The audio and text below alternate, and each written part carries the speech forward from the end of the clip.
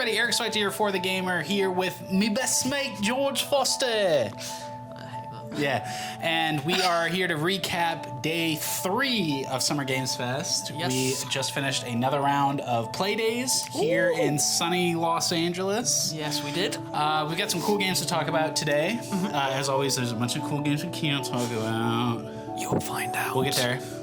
So I think let's start off at the beginning of the day when we played Battle Aces. Yes, this is one we played together. Yeah.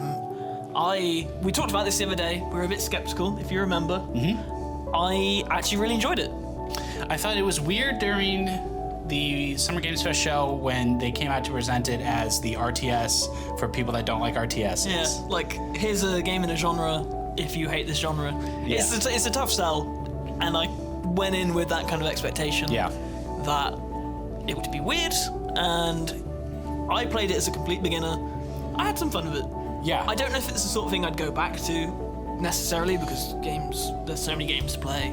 But yeah, so from my viewpoint, it's very simplistic, purposefully so. You just lose a lot of the stuff while you're scrolling around the battlefield, sorting individual things. Right. Really, all you do is build and attack. Really, you just hit the hotkeys to summon monsters. Well, they're robots. Yeah. But you just create units and tell them where to battle. Yeah.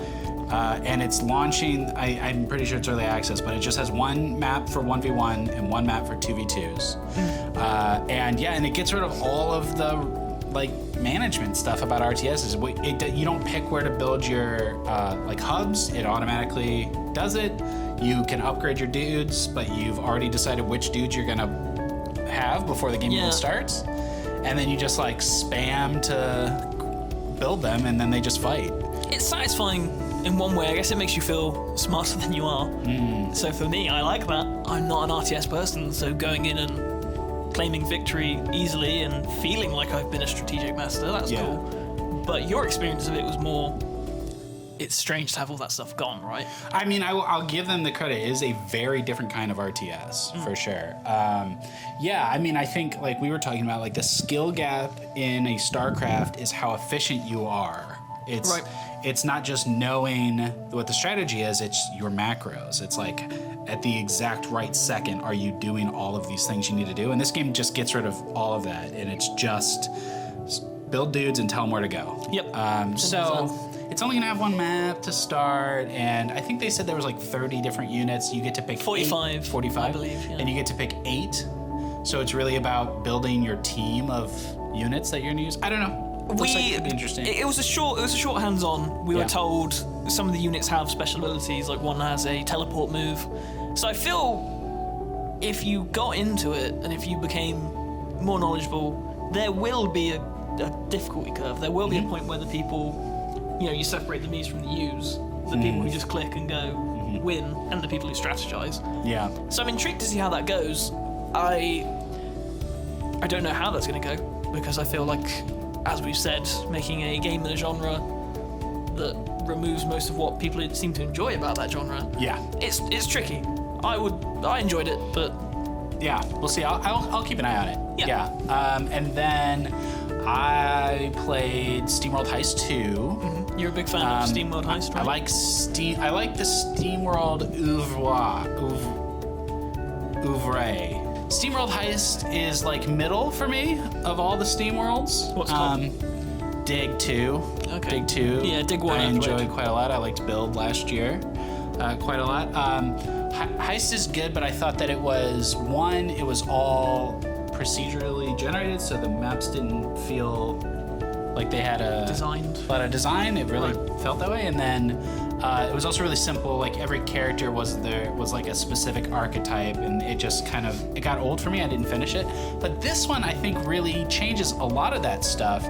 You have 10 characters, and they can all multi-class. You get to choose, and you can change what class they are on the fly, or between missions at least. And then there's no procedurally generated levels. They're all handmade with some procedural quality, so you can't just predict how the map's gonna go. But so it's not space pirates this time. It's pirate pirates. Pirates. Okay, pirate Caribbean pirates. Nice.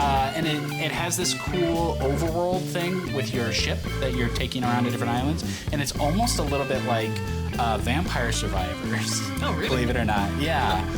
It's not like this giant wave of dudes, but your ship will automatically target and shoot with whatever weapons you have equipped, and Right. you're just sailing around the sea, and it's just fighting stuff.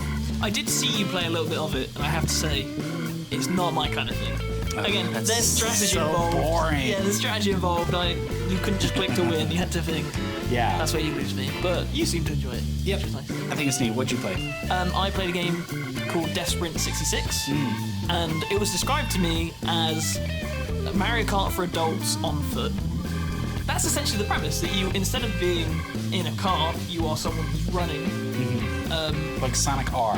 Kind of, yeah, but not awful. The movement is great, like it feels really fast-paced, there's lots of tech that you can figure out, like after even 20 minutes of it, I was figuring out how to like, drift around and jump at the same time. It's a simple premise for a simple game, but it really works because of the movement. I had no idea about it before. I am now really keeping an eye out for it. Okay. It's exactly my kind of thing. Cool. Lots of fun. Yeah. I don't remember when it's out. I believe by the end of the year was what I was told, but maybe there's a demo out there, but I want to play it right now. Okay. Cool. I played Fragpunk, which was revealed during the Xbox show today. It is a hero shooter with a card mechanic. Okay. And I feel like the trailer put a way bigger focus on the cards Than they actually... than is actually part of this game. It's a really simple thing. It's a best of 7 rounds, and at the start of every round, it presents you with 3 cards, and you have a resource pool, and you can invest in those cards, and if you pay enough, then that card activates, and the card is just a modifier. And your team has some, and their team has some, and you can invest in the cards you have now, or you can save your money and do it on the next round. It's an economy. What thing. sort of cards were there? I know that I saw a big head mode one. Yeah, so the cards are fun. Like one of them was a shield for your back, so you can't get shot in the back. That's cool. And it was a big turtle backpack, like a cartoon turtle. Cool. There's one where it makes it rain, and the rain slows your enemies down. Okay, so enough that there is a noticeable effect, but it's not... Big differences. Yeah. One of them was you can shoot your teammates to heal them. Cool. I like that. And then just like bonus to shotgun damage or Boring ones. yeah, but ones that make you like change your loadout, which is what makes it interesting. And then for your loadouts, you can only use each gun a certain number of times, so you can't just use the same weapons every round. So there's like a lot of, I think, meta strategy about like, do I pick the weapon I like best in the early rounds? Do I wait and see if this team is good? And then get a card that could boost that. Yeah, or wait till I get a card that's synergized. So I think that stuff is cool. It adds a lot of variety. It's also a hero shooter. Yeah, that's where it lost me. There's like 10 heroes and they have different abilities. I like the style. I thought it was quite stylized. Yeah, it's a Counter-Strike Valorant game, but with all this other wacky stuff. Okay. So I think they are really focused on esports, and they have a really cool spectator mode. It captures the entire match, and you can watch it back from any perspective. That's cool. And so it's gonna be really easy to get clips from. And I mean, Do you think it's enough of a twist for a genre that's quite maybe saturated? Yeah. I don't know. It's like goofball Counter-Strike. It's like goofball Valorant. Not so serious. Broader audience. I can see that being fun. Yeah, I thought it was pretty fun. I played a game called Parcel Corps.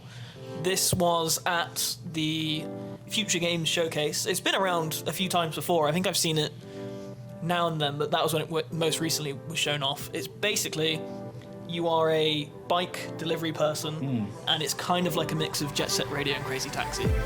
So it was really, really fun. The movement's good. I feel like I did play 2 movement-based games in a row. Yeah. If I had to give my movement prize to one, it would go to Deathsprint, because that was quick to get, whereas this felt like there was a lot of different mechanics. So you could tuck in when you're going down a hill to go faster. You can ride on walls, you can grind. And that all felt good, that was all cool. But it took a bit of getting used to get like the momentum right. So it's the sort of game I want to have more time with. But I love its style, it's very tongue-in-cheek, it's very Jet Set Radio, very Crazy Taxi. Like those two combined, I'm looking forward to it. I think it's September 3rd that comes out. So that'd be cool. One to keep an eye on. Cool. I played Marvel Rivals for the first time. And obviously, I don't want to spend a ton of time talking about it because a lot of people have played it, but I never got to play it before.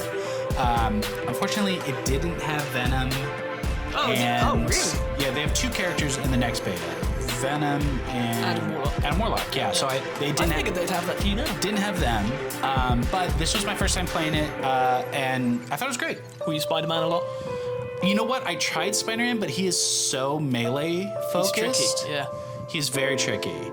I had a lot more fun with the hit scan characters, so I did really well with Punisher. I was just going to say Punisher. That's that's like choosing Soldier 76. Yeah. Who to you? Yeah, exactly. Yeah. And Rocket.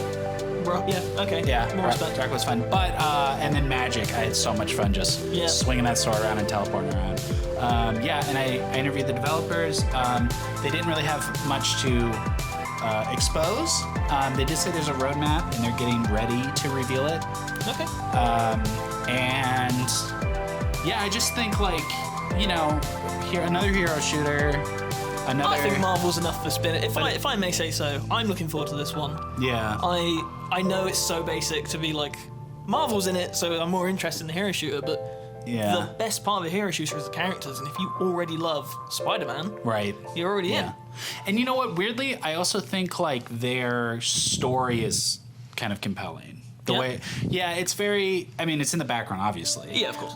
But the way that they're sort of building it into like Magneto looks very different than the Magneto you know, and maybe you don't care. But if you do, and you want to read his hero sheet, and you want to look for the clues in the world, especially with the story is is a battle between 2 Dooms. It's like Doom 2099. Oh, you love it then. You're Doom, man. I know. I was like, does that mean Doom can't be a character because he's like the Did you ask? Guy? I did ask, yeah. What was it? I guarantee it was we're not telling you. They didn't say I'm not telling you, but they did say you never know. And I was like, you never know is good enough. Yeah. Versus no, actually Doom, he's too important to the story to be in the game. Suck. Yeah. But so it is a multiverse thing. That's why Magneto looks like that. Multiverse? Yeah. Multiverses? Oh boy. We're never gonna get this done.